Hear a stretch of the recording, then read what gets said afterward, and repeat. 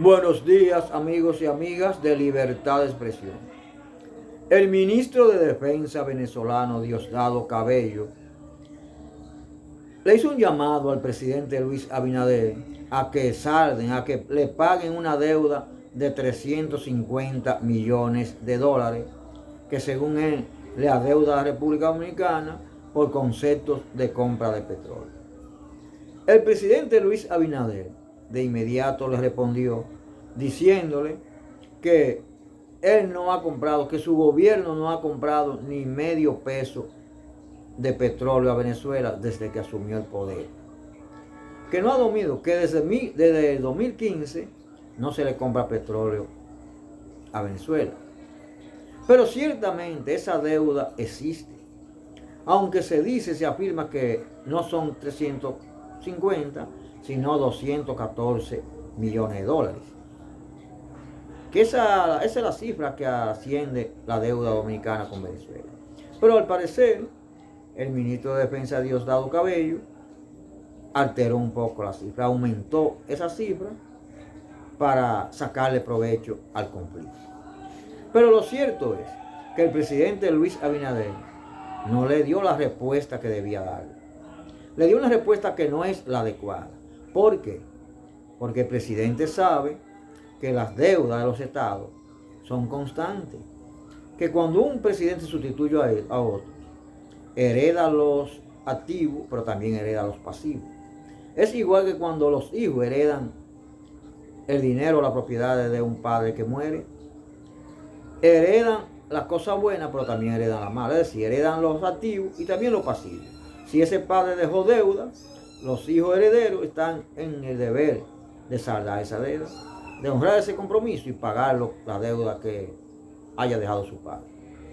Eso es lo mismo con el Estado. Los presidentes anteriores de Leonel Fernández y Danilo Medina, que contrayeron esa deuda con Venezuela por concepto de la compra de petróleo y no la saldaron a tiempo, el presidente Luis Abinader, que continuó en la administración del Estado, heredó esa deuda y está en el deber, y el presidente Abinader lo sabe, de saldar esa deuda con Venezuela. Sean 350 o sean 214 millones de dólares, la deuda está ahí. Y sin duda el Estado dominicano debe saldarla. Lo cierto es que esa actitud del gobierno venezolano a través del ministro de Defensa Diosdado Cabello se da a raíz de que el presidente Luis Abinader fue de los primeros que salió a la palestra pública a exigir transparencia en las pasadas elecciones venezolanas.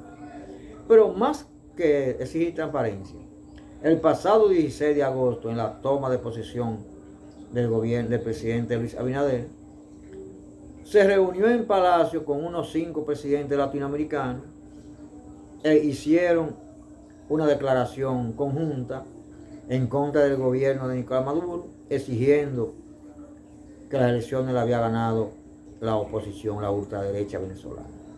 El Mundo González, que era el candidato de la oposición. Sin embargo, ese pleito debió evitarse.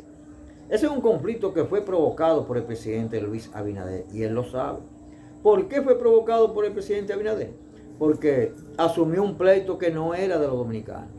Ese era un conflicto entre Estados Unidos y Venezuela. Y la República Dominicana, para ponerse adelante frente a los norteamericanos, para hacerse lo gracioso frente al imperio, quiso llevar adelante el protagonismo, ser los protagonistas, saliendo de primero a exigirle a Venezuela y haciendo declaraciones conjuntas en contra de las pasadas elecciones venezolanas. Un pleito que no era de los dominicanos, un pleito que no era del presidente Luis Abinader, que debió mantenerse al margen de ese conflicto. Sin embargo, esa situación ha sido provocada por esa actitud del gobierno dominicano, sin duda, que debió, repito, dejarle ese pleito a los Estados Unidos y a Venezuela. Sin embargo, ahí está la situación.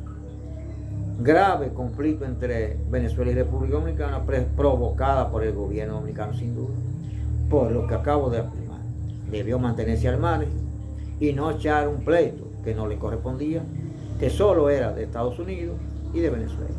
Pero lo cierto es que ahora o luego el Estado dominicano debe honrar ese compromiso y está en la obligación de pagar esa deuda.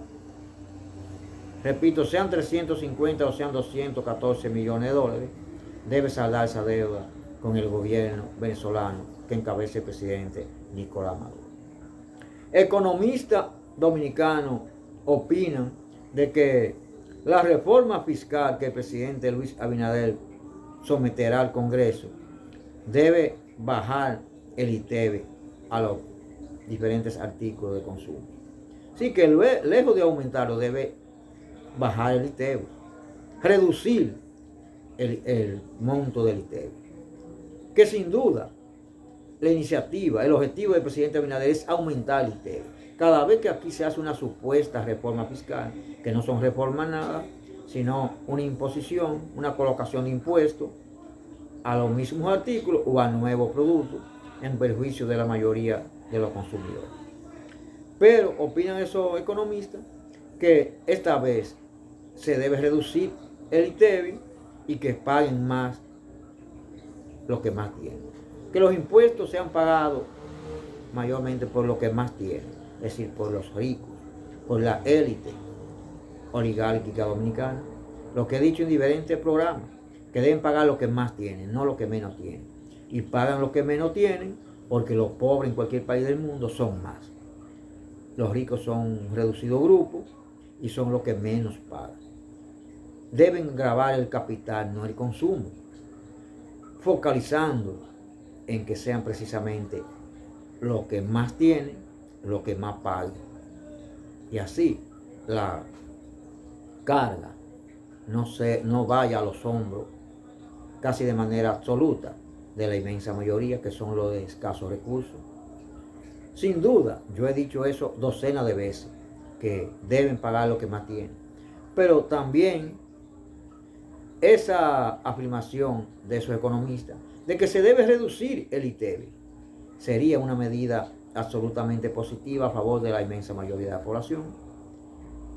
Independientemente de que sin duda también eso es lo que buscan todos los gobiernos, aumentar el ITEVI, porque a través de aumentando el ITEVI tienen mayor recaudación. Porque aquí todos los gobernantes lo que les interesa es recaudar un dinero que no se le devuelve en obra de bien social a la mayoría del pueblo dominicano, que muchas veces va a parar al bolsillo de funcionarios corruptos, otras veces a construcción de obras innecesarias, solo para darle grandes ganancias a empresarios, a los que han apoyado a los partidos en tiempos de campaña y tienen deuda política con ellos, y hay que beneficiarlo dándole la construcción de grandes obras. Esa es la realidad.